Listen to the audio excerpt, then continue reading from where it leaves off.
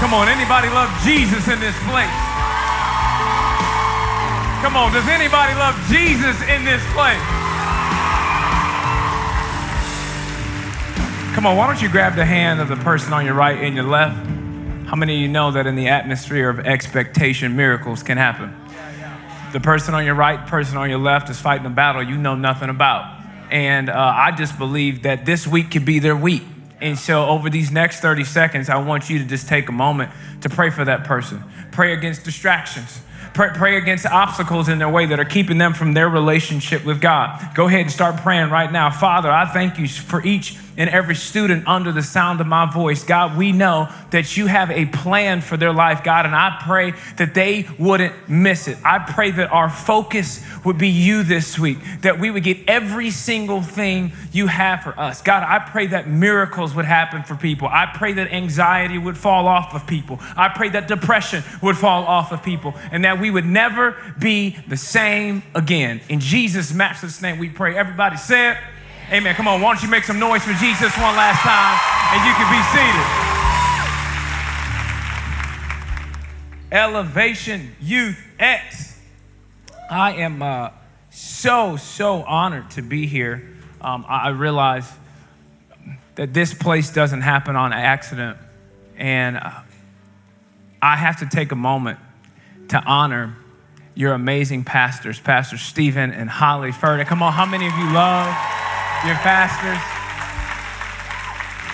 I was taught by a mentor that whenever there's someone in your life that you look up to, admire, or follow, or that you would consider successful, you should always ask yourself the question, what does it cost to be them?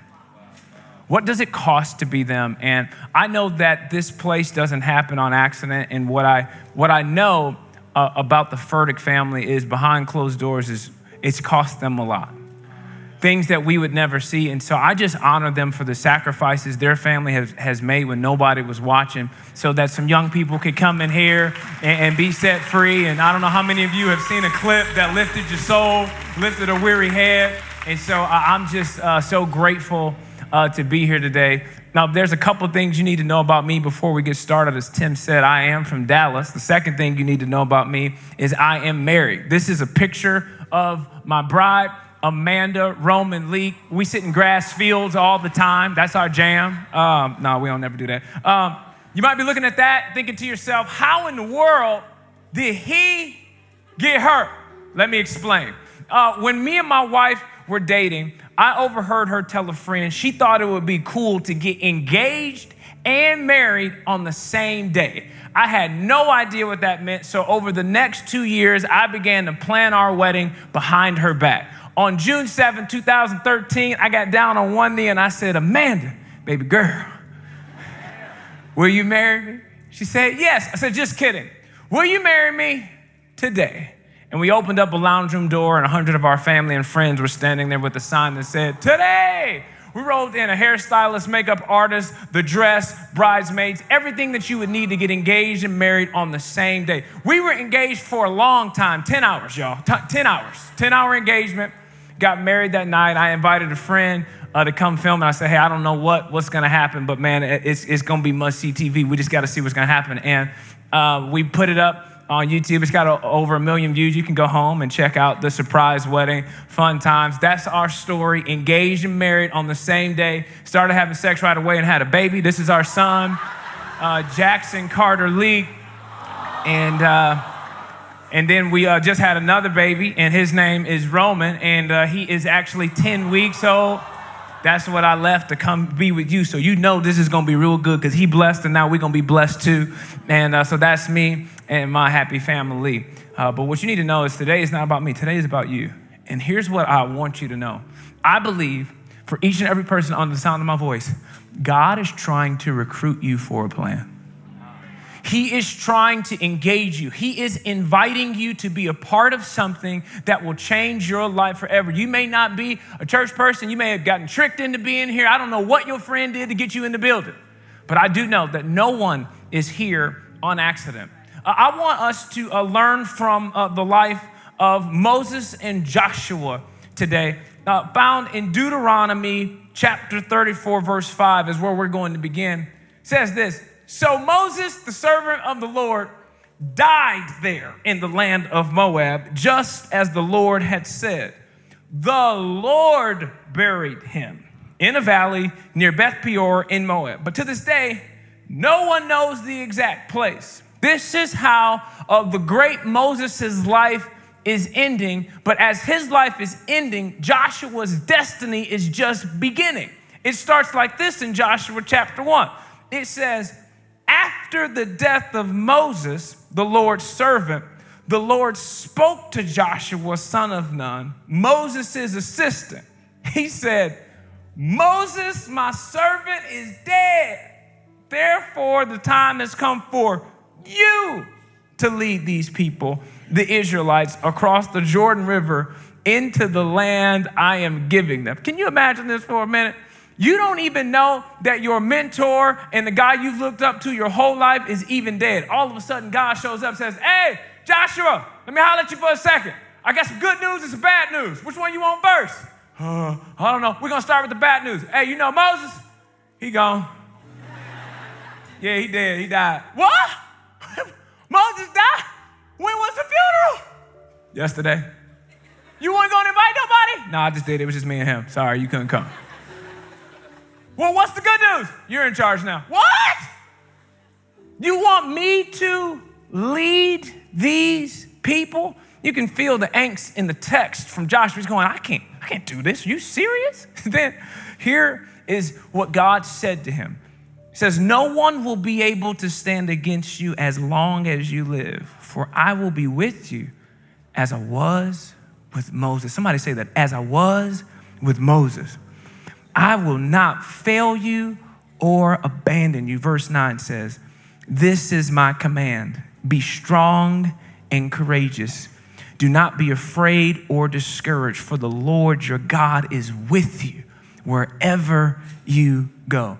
When you hear the phrase, as I was with Moses, I think we have to find out what in the world was Moses' and God's relationship really like? Because they have a very, very interesting relationship. I love that Moses' story, his began, he turns into a prince, he becomes a prince, and he sees some affliction going on with one of his people and ends up murdering somebody, tries to hide it, runs off into the desert, and God meets him in a desert place and says the following in Exodus 3, verse 7. It says, then the Lord said, I have surely seen the affliction of my people who were in Egypt and have heard their cry because of their taskmasters.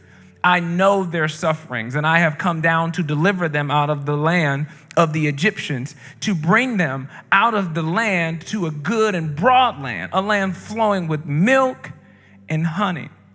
Come, I will send you to Pharaoh that you may bring my people, the children of Israel, out of Egypt. Watch this. But Moses said to God, who am I that I should go to Pharaoh and bring the children of Israel out of Egypt? Moses' first response to God's recruitment is, why me? Why me? And then God persists in his recruitment, persists in his invitation. And he says, then Moses answered him a second time, but behold, they will not believe me or listen to my voice, for they will say, the Lord did not appear to you. His second response to God's invitation was, hey, I don't have credibility. Hey, maybe yours is, man, listen, dude, I'm only 15 years old. Like, God, come on. Like, what's the, like, really? Then God continues to say, no, I got a plan for you. I got you. And then Moses says this in Exodus 4, verse 10. It says, but Moses said to the Lord, oh, my Lord, I am not eloquent either in the past or since you have spoken to your servant, but I am slow of speech and of tongue. The third response Moses gives is, I'm not qualified.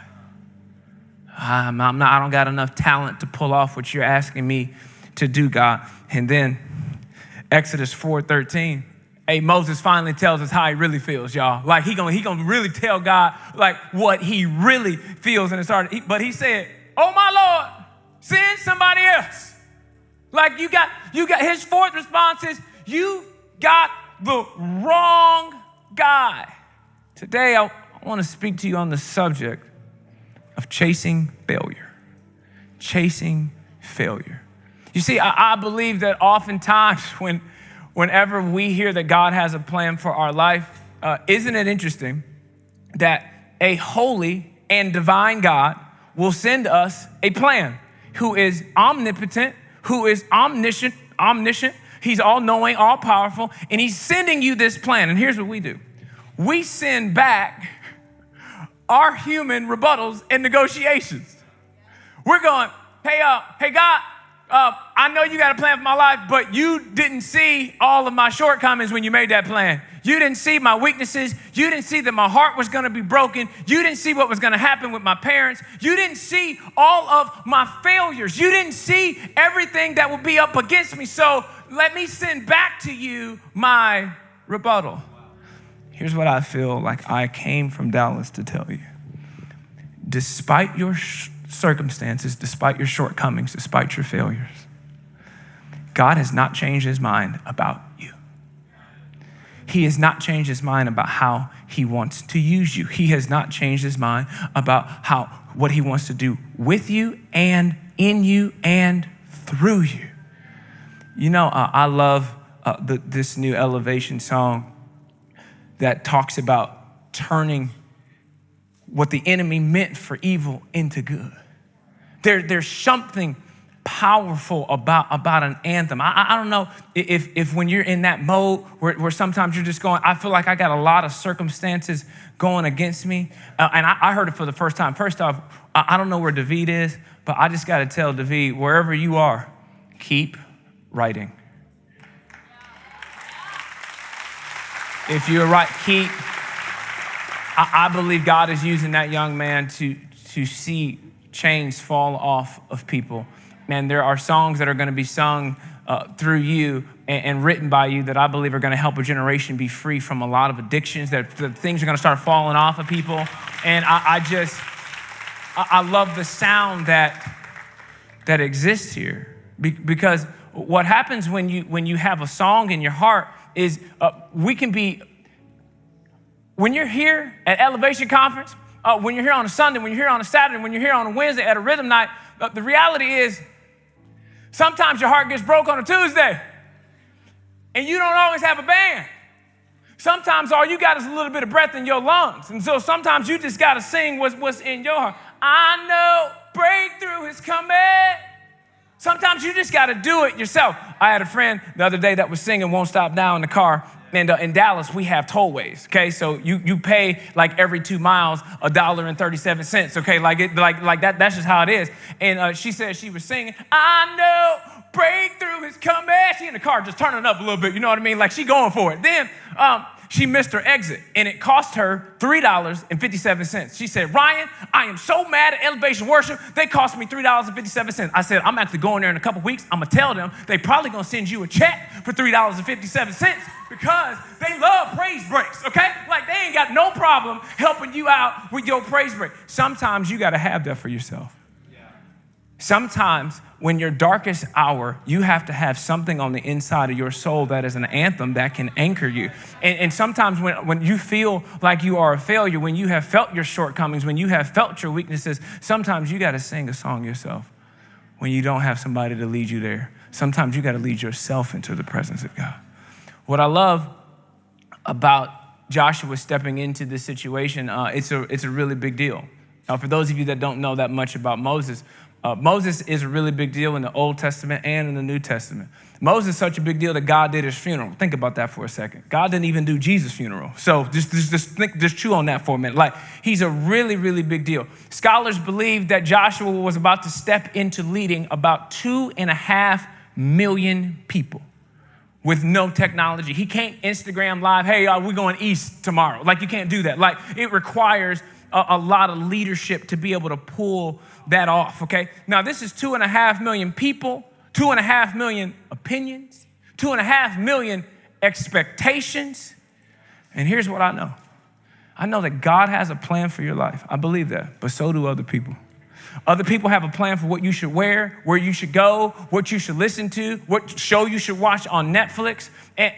Now, I don't know if you heard of the tennis player Andre Agassi. Okay, he's one of the greatest tennis players of all time. And in 2009, Sports Illustrated came out with an article that finally told us that Andre Agassi, he don't like tennis. We were like, what do you mean you don't like, you're one of the top tennis players of all time. And he's like, yeah, my dad liked tennis. In fact, my dad liked me when I played tennis. My concern for somebody in the room is that perhaps you have arrived at a place in your life where you're living out everybody else's plan for your life.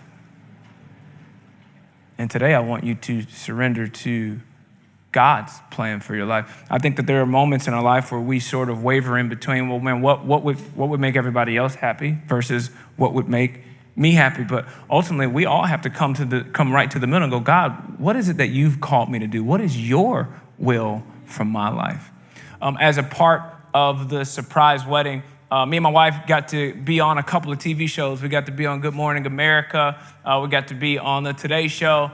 Then we got to go on the Queen Latifah show. Hey! So when we went on this show, my wife surprised me on the show. Queen Latifah looked at my wife and said, Amanda, do you think that you could surprise Ryan the same way that he surprised you? She said, yeah, I think I can. I said, what are we going to do? Is Denzel Washington in the building? Like, what's about to happen right now? And she said, Ryan, me and the Queen, like they friends now. Okay, like they boys. Like, I'm like, okay, how do y'all know each other? We got here at the same time. Okay, she goes, me and the Queen have been working on a little surprise for you. So go ahead and check out this video at the back of the studio. On the screen came a guy by the name of Kobe Bryant, okay? Kobe Bryant says, hey, Ryan. I began to break down his words like a Bible verse. He said, hey, which is an American greeting that friends use between one another. He said, Ryan, that's me. That must mean me and Kobe Bryant are friends. I'm like, I'm losing it, y'all. I peed on Queen Latifah's couch immediately, okay? I'm like, this is crazy. He said, hey, Ryan, heard about this wedding that you pulled off for your wife, and she wanted to return the favor. So we're inviting you to Staples Center to come hang out with me and the fellas. You pick the game anytime you want. The invitation has been formally extended to you. We'll see you soon. Looked at my wife. I said, babe, you are winning the game. This is the best thing that has ever happened to me in my entire life. So I picked a game that was about 3 months from the recording of that show. So that means I had 3 months to prepare to meet Kobe Bryant. So I did what you would naturally do, and that's I started practicing how I was going to greet Kobe in the shower. Hey, Kobe, what are you, 12? Grow up. I got to say it with your chest, you know what I mean? I got to get some bass in the voice. Hey, Kobe. Ryan, what are you doing, okay? Then I had to think about my wardrobe. I said, man, what are you going to wear? You going to wear all purple or all gold? Should I ask him for an autograph? Do I wear a jersey? No, he going to ask me for my autograph. I'm like, no, Ryan, no, you're doing it all wrong.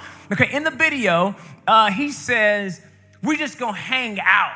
I'm like, man, what does that mean for Kobe? Like, we're going to get coffee before the game? Ryan, Kobe Bryant ain't going to drink no coffee before an NBA game? Like, maybe we get steak after. I'm a generous guy, but if we go in the steakhouse that he going to eat at, he buying, for sure. He got it. If we go to Chipotle, I'll get his burrito, okay? But if we go into a steakhouse, he got it. I'm like, man, nah, man, this is, what are we gonna talk about, man? Do I tell him I'm a filmmaker? He lives in Hollywood. Everybody's a filmmaker.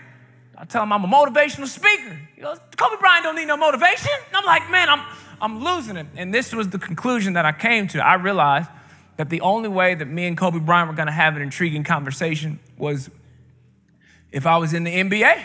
Now, you may not be able to tell based off of the depth perception and the camera angles whether or not I am good at basketball or how tall I am. You might have just instantly started praying for me like, oh, you gonna be in the NBA? You look a little up there. No, first off, I was an All-American in college. I can hoop. Now, there's D1, D2, D3. I went to a school that was right below that D3. But nevertheless, what you need to know is that today, I'm 24-hour fitness amazing, okay? So, I started, I'm like, man, I'm going to get back in All-American shape, and I'm going to get in the league. That's what I'm going to do. So, y'all, I got back in the gym. I was killing it. Oh, yeah, nobody could guard me. I was going through the legs. I was doing 360. I was feeling good. Then one of my friends, he played for the Chicago Bulls, and they waived him, which means they cut him from the team. He comes back to Dallas. We're training together. And we start playing one-on-one. Played one-on-one 5 times. I'm 6'3", 195. He is 6'6", 245, okay? A little bit of a gap, just in case you didn't know that, okay? So we started playing one-on-one. He beat me 11-6 5 times in a row.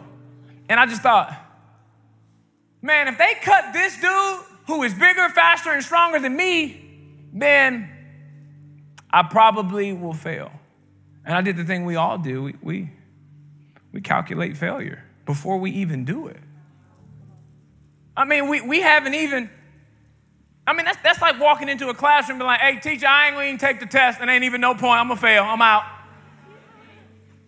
When it might be multiple choice, you might guess your way to a C. You never know what God will do, right? But we often, God will give us a dream and we'll go, we'll throw our human calculations on it and go, If I feel like the success rate is high, then I will say yes to God. If I think the results will be to my liking, then I'll take the next step. Most of us go, man, I pre-calculated failure, I'm good. And I did that day, and then I thought, you know what? Why are we letting failure be the biggest bully in the room? I said, you know what? I don't even like failure. Man, you know what? I got something for failure. And so I started this project called Chasing Failure. And here's how it works. I asked everybody the same question. What would you do if you knew you couldn't fail? What would you do? What is that thing? So I decided that when I met Kobe Bryant, I said, hey, man, I'm making a new film. It's called Chasing Failure. And I'm going to ask a lot of people, what would you do if you knew you couldn't fail? Kobe Bryant is a very stern, focused individual. He had his arms crossed, looked at me like this. I'm like, man, were you about to play me one-on-one? Why are you sizing me up? I'm a fan, okay? We're not playing yet. He's looking at me like, he's listening to me talk about chasing failure. He's like, yeah, do it. I said, yeah, don't steal my idea, Kobe. Of course I'm going to do it. Like, what do you mean? He goes, yeah, every kid in America needs to hear this message. And I was like, yeah, I know that, Kobe. That's why I came to you with the he's like, yeah. And as I'm walking out of this sort of VIP room in Staples Center, he says, hey, send me that documentary. I said, now I really got to do it because you're going to be checking your phone all the time for me to email you. So I guess I better get started on this idea. So for those of you that don't understand how the National Basketball Association works, it's not a men's church league, okay? Like, it's not open gym. You can't just, like, go up to the Charlotte Hornets and be like, hey, I'm going to play for y'all. And they'll be like, yeah, come on. Like, it's not that. You need to go to Duke, okay? You need to go to North Carolina. Like, you need to go to a D1 school and get recruited or play overseas. I, at the time, was a 28-year-old pastor in Dallas and was like, yeah, I'm going to do this. And so with no agent. And so I did the thing we all do when you don't know what to do. I Googled it. And I found a website that has the public relations directors for every single NBA team. And I started emailing them one by one with this pitch. Hey, my name's Ryan. I'm not crazy, maybe a little. Here's what I got. I'm doing this project called Chasing Failure. Here's what I realized. Every single successful person you and I know, follow, look up to, has one thing in common: failure. So why is it that we're all afraid of it? So we got this long line of people that are trying to chase success. I decided I wanted to start a line for people that were going to start chasing failure, and I was going to be the first one in line. And here's the deal. And I started with the Boston Celtics, okay? They weren't a playoff team at the time, so I just said, hey, I'm going to start with Boston. I said, y'all got Celtics fans all across the city that are afraid to fail, and I don't think they should be. Can you imagine if we took their dreams off the shelf together? The reality is, if you let me try out for your basketball team, I'll probably fail.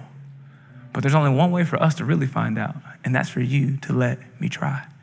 Y'all, I was so scared at my laptop. I was like, hit send, close the laptop, and ran off, okay? I was like, I don't know, what are you doing, Ron? Why are you emailing the Boston Celtics? This is crazy. So I went to lunch, tried to get my mind off it, and the next thing you know, The Boston Celtics emailed me back. They said, hey, Ryan, it's a great story.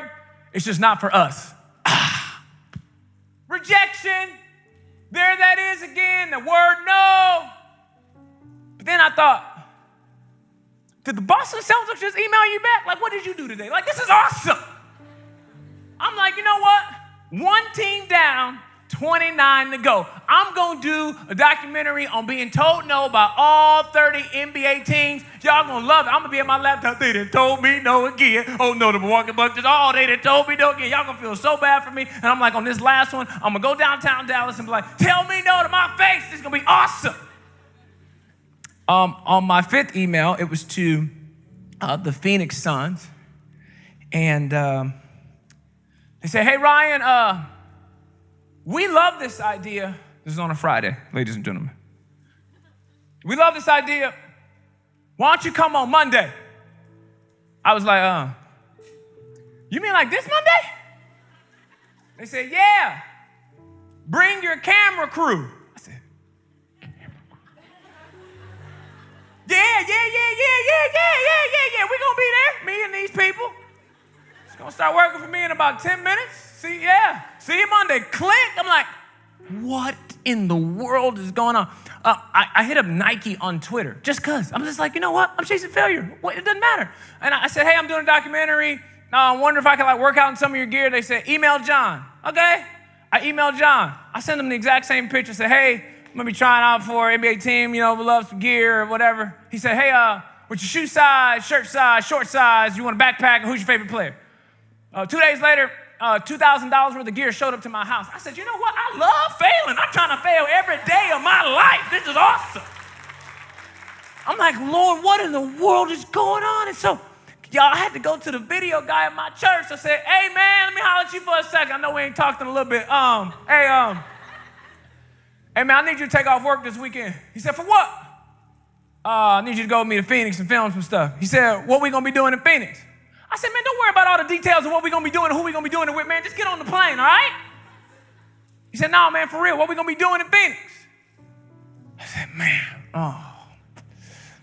man, I'm trying out for the Phoenix Suns on Monday. He said, Ryan, I said, what are we really doing in Phoenix? I said, no, man, I'm for real. We're trying out for the Phoenix. He goes, you're trying out for the Phoenix Suns on Monday? I was like, that's what they said on the phone. I don't know. We got to go find out. I'm on the executive team at my church, and so we meet on Tuesdays, right? And the workout was for Monday and Tuesday, so I had to go to my boss, my pastor. I said, hey, man, you know that meeting we got on Tuesday? I ain't going to be there. He said, where you going?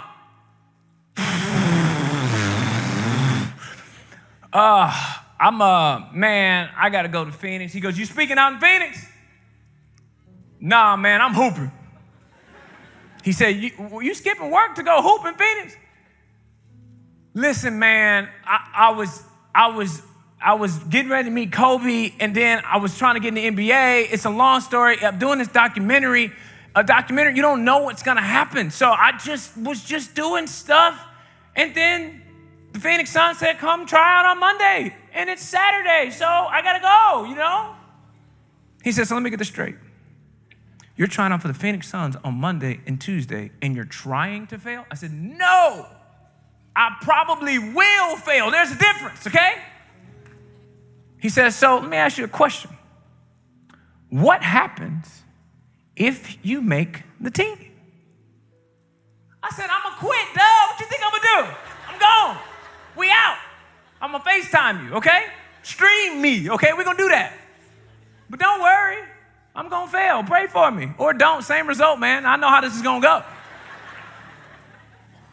So, man, we get to Phoenix. Now, they say, hey, you're going to work out with the coach. I love workouts. I love training like that. That's my jam. I'm like, oh, I got this. I got this in the bag. Great. I ain't got to actually play nobody. That's cool. I'm going to just work out with the coach, do the drills, knock down the shots. We good. I walk in, and the team is there. And I looked at the PR lady. I said, hey, what they doing here? They're like, they're at work. I go, right. I know. They work here. That's cool. So we're going to do my workout when they leave, right? That's what's going to happen.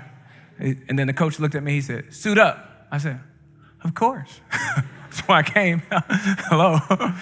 And when you talk about faster, taller, stronger. I mean, you ain't never seen, like, the ramp from 24-hour fitness on Saturday to the NBA practice court on Monday is astronomical, okay? Like, but I'm like, man, I'm ready. Let's do this thing. When I made my first shot at this workout on an NBA player, y'all, you would have thought I was Michael Jordan. I was running, I was pumping my chest. I was like, this is amazing. And so we did a couple drills, and one of the drills and I would be a shooting guard in the league, you shoot 20 shots, and their guards make 18 out of 20. That's shooting 90%, okay? I was knocking down 14 out of 20, which is still good, but it ain't great. And I started to feel man, I'm getting what I came for, failure. And then we're walking to get some water, and the coach goes, normally we do the 3-minute drill for a guy we're working out. I said, normally right now, okay, we're gonna do the 3-minute drill. Now, I thought the 3-minute drill was a shooting drill. I thought, oh, this is great. So I grabbed a ball. He said, what are you doing? I said, the 3-minute drill. He said, no, the 3-minute drill is just running. Would you? For what? And so I'm standing on one baseline, and he said, Ryan, you got to get down the court, which is 94 feet, okay? That's 1. You're going to come back. That's 2, 3, 4, so on. He said, my guards get anywhere between 28 to 30. He said, Ryan, let me do the math for you. I said, I do math good too. What you got? He said, you got to cover the whole court in 6 seconds. 30 times. Don't forget the turnaround. The turnaround will get you. I said, okay, and I'm at the baseline. He said, you sure you don't want to get a drink of water before that? I said, yeah, let me get some water real fast. This is crazy. So I get on the line. Coach Jeff Hornacek says, hey, y'all, why don't we put up Ryan's score on the scoreboard? I said, hey, that's unnecessary. We don't need to be doing that. I need people to stay about my business. All these NBA players stopped doing their drills. They're like, yeah, we're about to watch this dude run. Everybody get back to work, okay? There is no need to watch me run right now. They're like screeching, stop. You don't hear balls bouncing. I'm like, what in the world am I doing with my life right now? So 3, 2, 1, boom, I was gone. Ooh, I took off running. And one of the Morris twins, he goes, woo! Started off way too fast, brother, way too fast. Now, listen, when he said that, I'm running like, looking at him on the sideline, like, what are you talking about running too fast? How can I be running too fast? What are you talking like? This is a drill that you got to cover in 6 seconds. He knew what I did not know. You got to pace yourself. Within the first 30 seconds, I got 13. I'm like, I'm doing pretty good. I'm getting in the decent range. Hey, y'all, at that 90-second mark, I hit a wall. I'm talking any kind of wall you can think of, physical wall, mental, emotional, spiritual. I was questioning my relationship with Jesus. I'm like, man, what's wrong with me? I wasn't even walking or jogging. At that point, I was just like kind of kangarooing down the court because I'm like, I couldn't feel my legs. I thought, Ryan, who decides to have their most embarrassing moment and invite a cameraman to film it? Like, you're going to die here. On the Phoenix Suns practice court, like, what in the world is wrong with you? I'm embarrassed. The coach is screaming stuff at me. He's like, hey, there's a trash can down here. You can throw up later. I'm like, I want to throw up right now, okay? Because I feel like I'm about to die. And y'all, as I'm hobbling, like, I keep hobbling past this logo. And it was an interesting logo because most of the time when I'm hooping, I would be going past a 24-hour fitness logo, a Lifetime fitness logo, some other kind of logo. But today, man, this day, it was the Phoenix Suns logo. And I thought to myself, Ryan, how in the world did you get here? And I realized chasing failure took me further than chasing success ever did. I said, it got me into a room that I would have never been in just trying to succeed. And ladies and gentlemen, what I want you to know is something happened to me in Phoenix that I don't believe could have happened for me in Dallas. And the fear of failure was broken off of my life. I just stopped being scared. People come to me all the time now with crazy dreams. I'm like, yeah, go for it, man, do it. They're like, you think it's gonna happen? No, probably not, no. They're like, then why would you tell me to do it? And I always say, you should see yourself when you talk about your dreams. You should see yourself when you're not scared. You should see yourself when you don't have the fear of failure. You're a whole new person. I'd rather talk to that person than the person that is settled for mediocrity. Oh, listen, there's something that happens. Like, God is trying to recruit you. He's trying to give you a dream this week, and I don't want you to miss it. And listen, if you or I were God trying to recruit Moses, we would have done it way different. This is how I would have recruited Moses. This is what I would have said to him. I'd have said, hey Moses, I know you're an ex-murderer and all that stuff, but I'm going to still use you. And listen, you're going to go to Pharaoh, one of the most violent leaders of all time. And you're going to tell him to let my people go. He's going to say, no, we're going to send some plagues. It's going to get nasty. People are going to die, but not you. You're going to be good. He's going to finally let the people go. Then it's going to be a fast and furious chase to the Red Sea. People are going to be complaining. Your back going to be up against the wall. And then all of a sudden, the Red Sea's going to split right open. You're going to start singing No Longer Slaves. It's going to be great. You in? It can be part of one of the greatest stories in human history. You're not going to say no to that. But that's not what God said to him. What he said to him, every time that he responded, he just simply said in Exodus 3, verse 12, but I will be with you. I'm not telling you the results of what's going to happen. All you need to know is that my presence will be with you. And that's all you need. A sea might split open. There might be a fast and furious chase. But just know that the greatest story in human history is all happening because I am with you. And I love when Moses said, God, please send someone else. This was his response. It says, the anger of the Lord was kindled against Moses. You don't want the anger of the Lord kindling against you, okay? He says, so he went and met him. It says, he kindled against Moses and he said, is there not Aaron, your brother, the Levite? I know that he can speak well. Behold, he is coming out to meet you. And when he sees you, he will be glad in his heart. Notice this is Exodus 4, verse 14. And he's saying, hey, this is what Aaron is going to do, okay?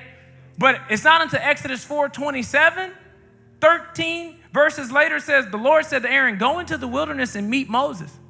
Whoa. God has already counted on Aaron's obedience before he even told Aaron what to do. And then it says, so he went and met with them at the mountain of God and kissed him. Do you know that your obedience isn't just connected to your destiny, but also the destiny of others around you? There is somebody that is waiting on you to say yes. What are you waiting for? What are you waiting for? You are smart. You can figure out the answer to that question. You might say, what I am waiting for is for my circumstances to change. I am waiting to graduate. I am waiting to get older. Hey, that's fine. You can answer that question. But while you wait on the what, here's a question you may never know the answer to. Who's waiting on you? Who's waiting on you? Because this is what I know. On the other side of your God dream is a breakthrough for somebody else.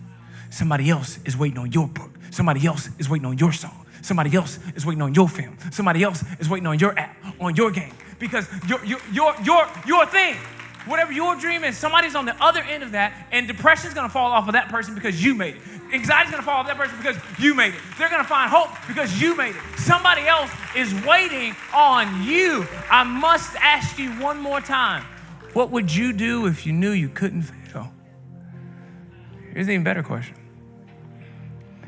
What would you do if you knew God was with you? Because that's what he's telling Joshua. Hey, Joshua, listen.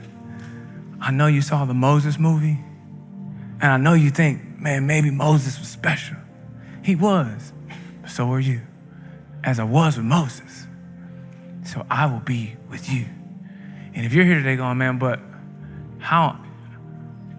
I'm not Moses, I'm not Joshua. Here's the great news. When Jesus Christ came to the planet, they gave him a nickname. It was called Emmanuel, which simply means God with us. For the first time in human history, God was on our side. Young person, what you need to know today is God's with you. So you need not fear. You have nothing to be afraid of. We believe in the youth. Oh my God, Evan, that was a word. I was taking so many notes. My hand hurts. My hand's cramping up. If you made it this far, give your boy a shout out in the comments. Big J, Need Dog. Shouts out. If you're not already subscribed, subscribe to the channel. Everybody knows that. Subscribe. Turn on notifications as well. And like give and comment. this video a like. Send this message to somebody who needs to hear it. Honestly, that's great. That's great advice. Great. It just came to my head. That's a bonus tip right there for y'all in case you weren't paying attention. Dude. Just send it. Just full send, dog. Full send. Let's do it. Just do it. Just do it.